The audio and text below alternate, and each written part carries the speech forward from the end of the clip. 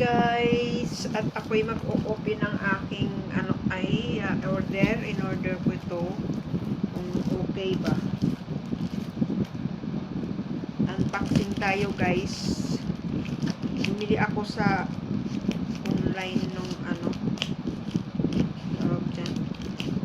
yung hangiran ba guys, hangiran yung hangiran sa likod ng CR, sa likod ng pintuan ng kwarto, yung hangiran ng mga bag o di kaya yung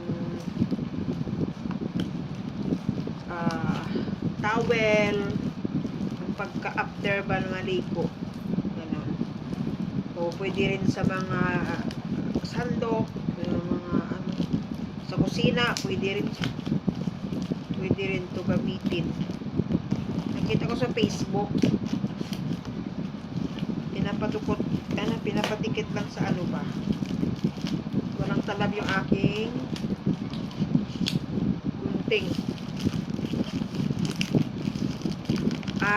Ito apat ba to o anim? Tingnan ko kung good quality. Nainggan nyo akong bumili. Isa-isa pala to. Ganito ba? Tingnan ko nga.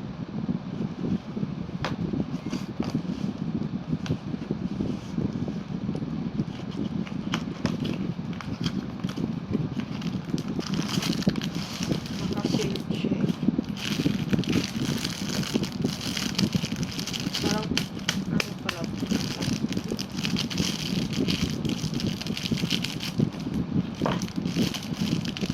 Magbukas na ako ng isa at natin.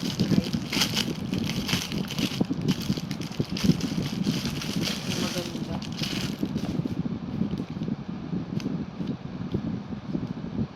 May pala ito, yung pangpadikit. Tapos dito. Ganun. Ididikit sa likod, tapos ipaganon.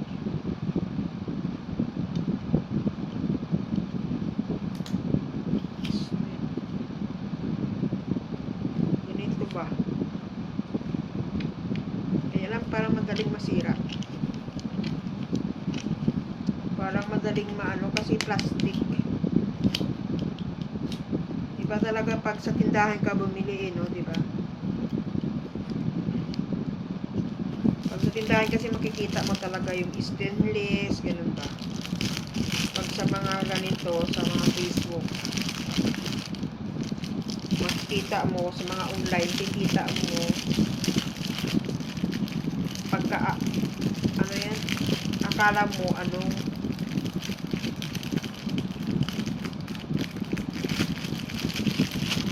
akala mo stainless, yun pala ay plastic.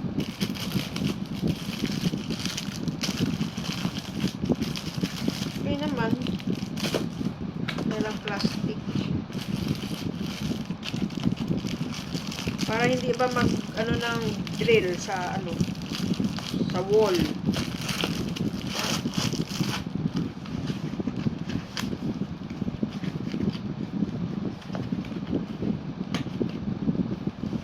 Try ko nga doon sa likod.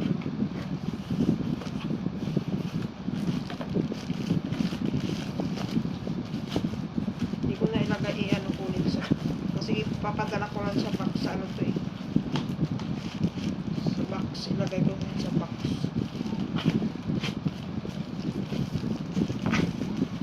Balik ko na lang.